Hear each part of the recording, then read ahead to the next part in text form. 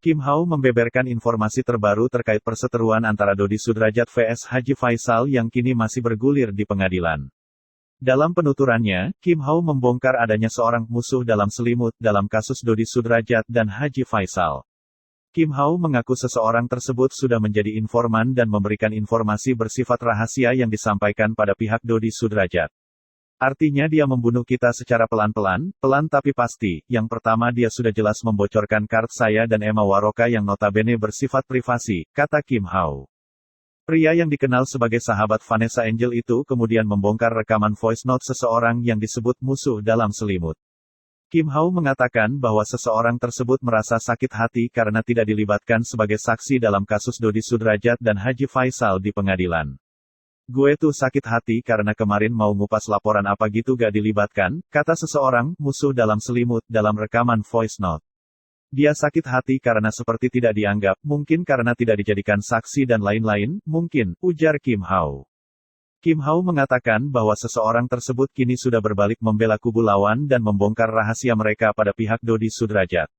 Jadi dia berbaik sekarang, tapi kita semua belaga gak tahu, tapi sebenarnya kita tahu, ucap Kim Hao. Tanpa menutup kemungkinan, Kim Hao akan bermain gerilya dengan mempidanakan seseorang yang disebut musuh dalam selimut itu. Jangan lupa kita main gerilya sekarang, itu bisa dipidana, jadi hati-hati karena lu sudah jatuhnya menjebak, tutur Kim Hao. Kali yang berusaha untuk terlihat baik, padahal aslinya tidak baik, itu berusaha terlihat seperti peri yang ngebantu anak yatim piatu, padahal ternyata dajjal hidup di dalamnya dia, gitu. Ada dan buktinya sudah ada semua gitu. Bahkan sudah aku play juga ya di podcast yang episode tadi tayang di langit. Memang dari awal mereka punya, itu makasih ya yang udah pada ngasih saweran lagi, ya ampun terharu deh gue. Mungkin mereka memang punya niat yang tidak baik dari awal ya, dengan sandiwara yang mereka buat gitu, seolah-olah mereka korban padahal mereka juga pelaku. Jadi mereka memang berkhianat. Intinya mereka, bahkan dia tidak ada masalah sama sekali sama si pocong lontong dan keluarga. Hanya pura-pura terlihat ada masalah supaya bisa masuk ke inner kita, supaya bisa tahu apa yang kita lakuin. Pantesan kan? Pantesan red cardnya Mamski bocor, red card gue juga bocor, dan apa ya, dan kita tidak pernah bicarakan masalah red card kecuali ke orang yang memang berkepentingan akan red card kita gitu. Tapi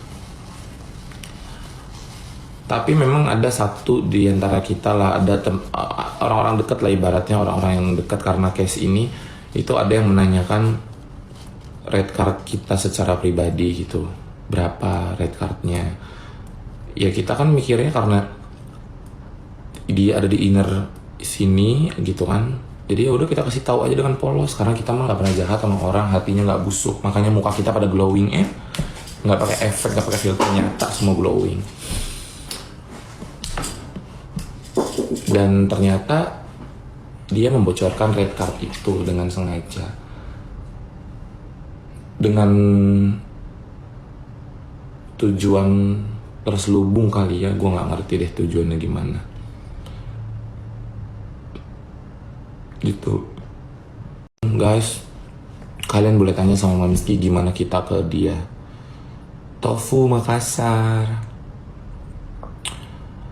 kalian boleh tanya ke Mamski gimana saya ke dia, gimana Mamski ke dia gitu. Kita tahu dia bukan berasal dari keluarga yang finansialnya itu di atas langit, itu tidak.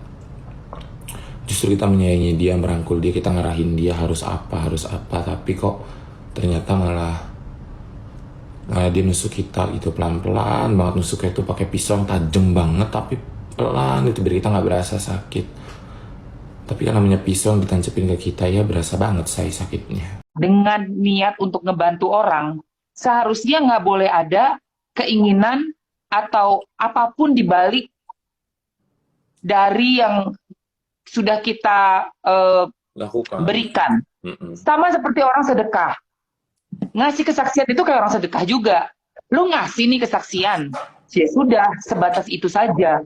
Tapi kalau ada udang di balik batu, gue mau ngasih kesaksian, gue saksi kunci nih. Gue yang harusnya dimajuin nih. Gue, kok kenapa dia yang lebih FYP ya? Kok kenapa dia yang jadi dapat program memberikan kesaksian? Betul.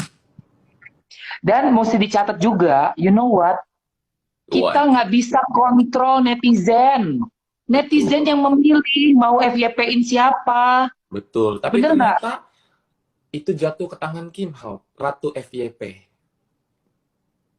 Gue juga dong. Iya, memang. Emang Waroka aja seneng banget liat gue FYP gak sirik nggak apa. Malah gue dapat Enggak, malah gue taruh di... Bahagia banget loh emang Waroka. Malah Bahagia banget. Mendukung gue. Guanya sampai kata-kata gitu, Ya. kenapa ulang? Ya gue seneng lah lu punya acara, punya apa. Orang mah kalau hatinya nggak busuk, Nah, iya. gitu. Ini Itu orang dia, Kim. udah gue masukin ke podcast kemana, tai. Kan emosi mulut gue. Nah, ngerti nggak, Say? Sampai tau nggak sih, gue tuh ngomong kayak gini nih ke orang yang juga ngebahas tentang kenapa ya dia nggak naik. Gue bilang gini, tahu nggak, rezeki orang itu beda-beda. Lu boleh sama nih, berjuangnya sama. Lu ngasih sesuatu yang sama, tetapi dari alam ini nggak sama kembalinya ke lu pada.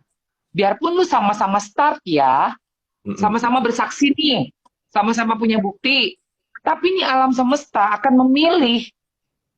Ngerti nggak maksud Mamski? Ya Allah, please deh jangan iri. Dan Tuhan tahu niat kita, hati kita.